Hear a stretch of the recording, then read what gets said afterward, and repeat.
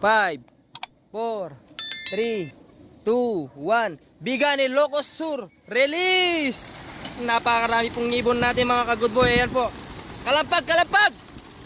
Ayan po ang mga ibon natin mga ka-good boy. Napakarami po. Ang dami pong ibon mga ka-good boy. Sobrang dami po. Kalampagan niya, kalampagan niya!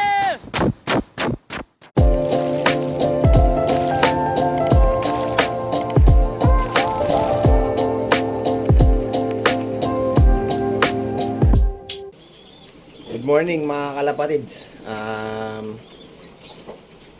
For today's video, samahan nyo ulit kaming magabang ng mga pangmalakasan natin mga kalapate. Bali, ang release nila ngayon sa Vigan, Ilocos Sur na. Tara. Magpapakain lang ako ng kalapate guys. Tapos, mag-aabang na tayo ng mga kalapate natin. Bali, estimated natin na darating yung mga kalapate natin kung hindi around 10:30 to 11 o'clock. No? Sana mas mabilis pa silang makauwi.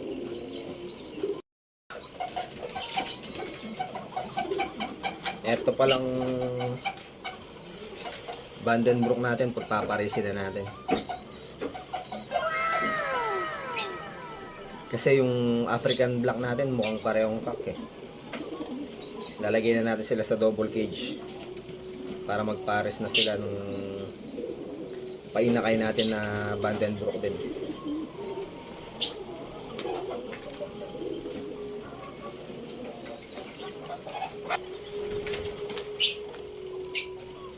So ito yung hen.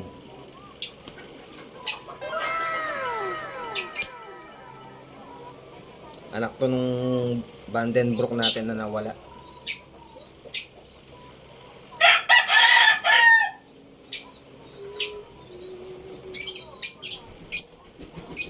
Bagay na bagay sila.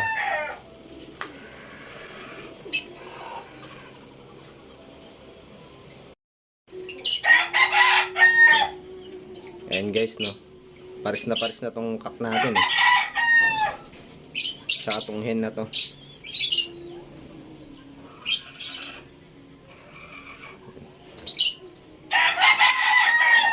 Sana maparami natin sila kagad para masubukan natin yung lahi nila. Meanwhile, so ayun guys, magpapakain muna ako ng mga breeder at saka mga flyer natin. Samahan nyo ako.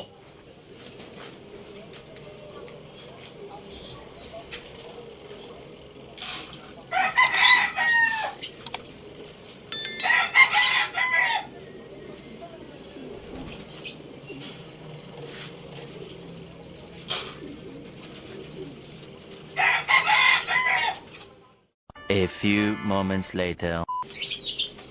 Pag Sabado nga pala, no, plain water lang yung binibigay ko sa kanila. Pero pag Monday to Friday, doon tayo naghahalo ng mga vitamins. Bali, MWF yung Vitamin Pro. Tapos, probiotics naman pag Tuesday and Thursday. So guys, ito na pala yung nadagit natin na may tama sa batok, no. Medyo malakas naman na siya. Malakas na rin siyang kumain. Kaya lang duda ako kung makakauwi pa sa may-ari ito. Hanggang ngayon wala pa rin nag-PPM sa atin kung sinong may-ari ng ibon na to. Kaya kung nanonood yung may-ari nito, no, PM nyo lang po ako sa Facebook page namin.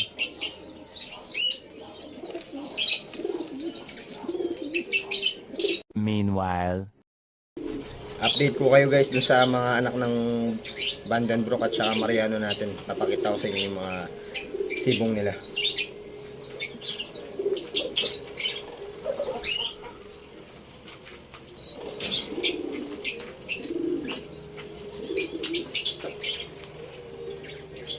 And guys, no, medyo malaki na. Malapit ng iwala ito.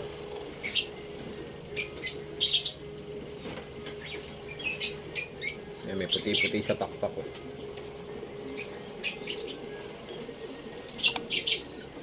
Ito parang kakto.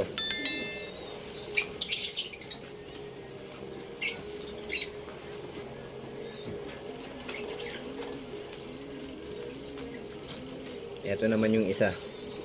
May puti din sa pakpak.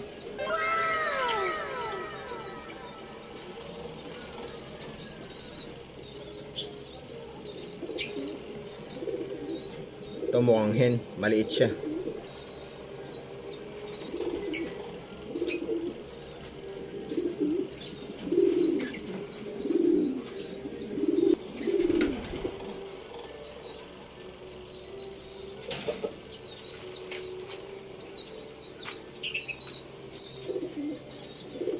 Ito pala yung Vandenbroek natin na kak.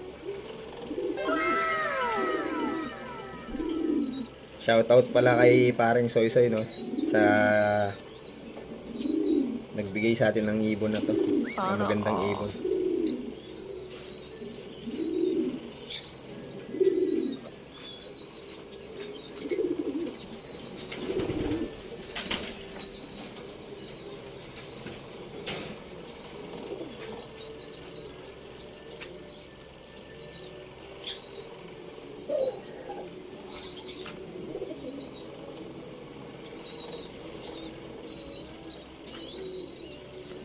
Ito naman yung hen natin, Mariano line. Or line. Sa kanya rin galing to, kay paring Soy Soy.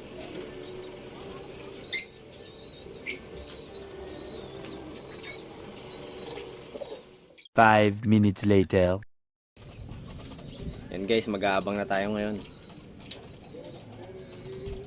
Hard race ngayon, no? Mainit yung panahon. Terik na agad yung araw. Sana makawi agad yung mga ibon natin. Medyo malayo-layo na yung release nila. Vegan ni Ilocos na, no? 300 plus kilometers na yata yun.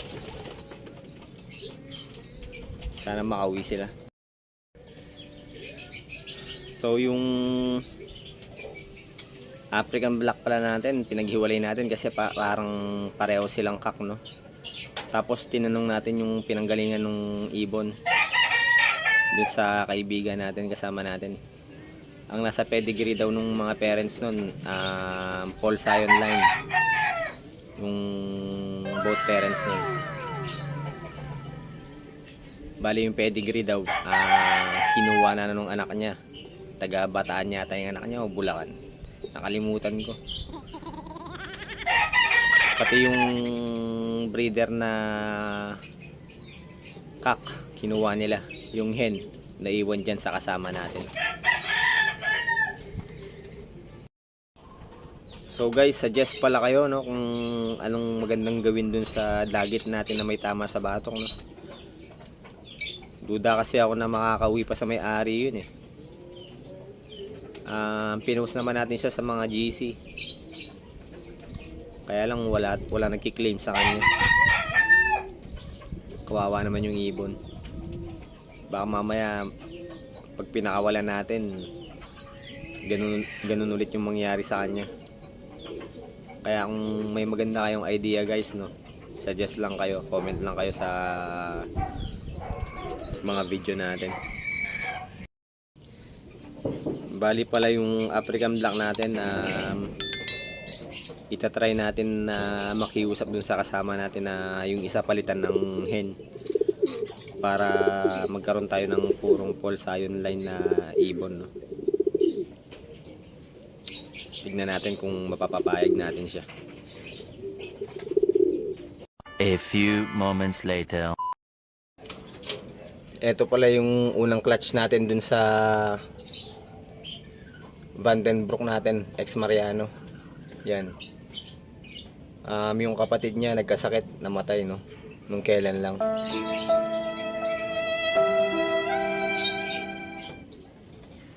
Yan siya. Gandang ibon. Bali siguro mga next year na natin isasakay ito sa mga race, no. Abangan nyo tong ibon na to kung magbibigay sa atin ng magandang magandang laro.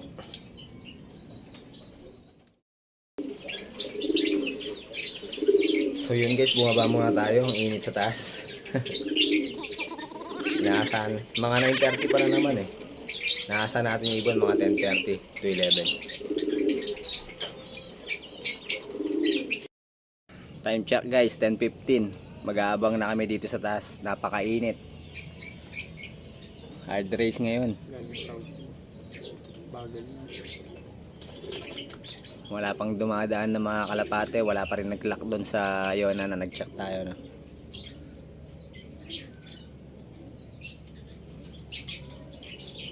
Sana makawigid yung mga ibon natin. Sana mag-break away sila.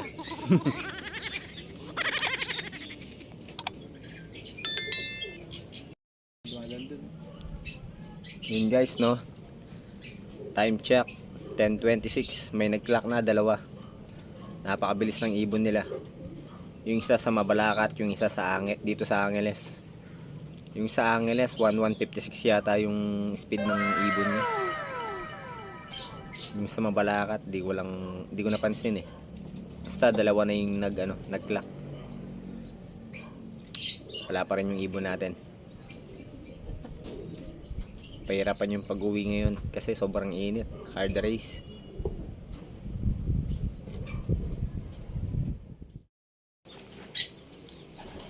Ayun yung kapatid ko, sobrang tibay, ang init-init, nasa taas. Nag-aabang. 2 hours later.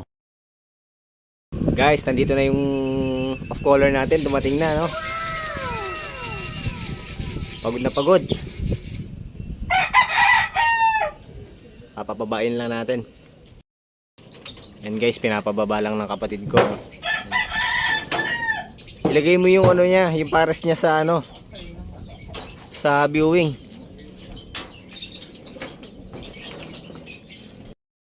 Yan guys, bababa na siya. Poporma na siyang bumaba. Baba.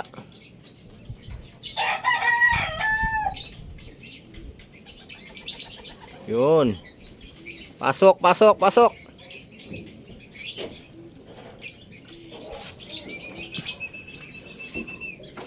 Pasok, pasok, pasok.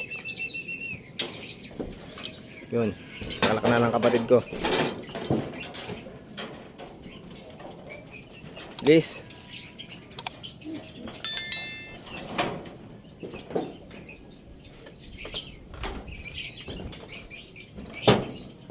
Ito na, soap yan.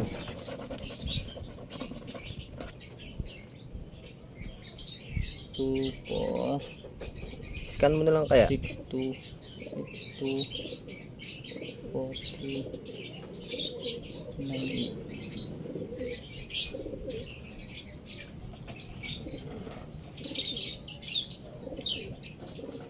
90. So guys, yun no, 818 pa daw yung speed ng ibon natin. Tagal pumasok. Tagal pumasok, nagtambay siya. Siguro mga nasa 5 minutes din yung tambay niya o hindi lang. Ito siya guys, no, ayan no. Magaling talaga tong ibon na to. So guys, ayun na nga no. Inabutan na ng cut off yung blue bar natin.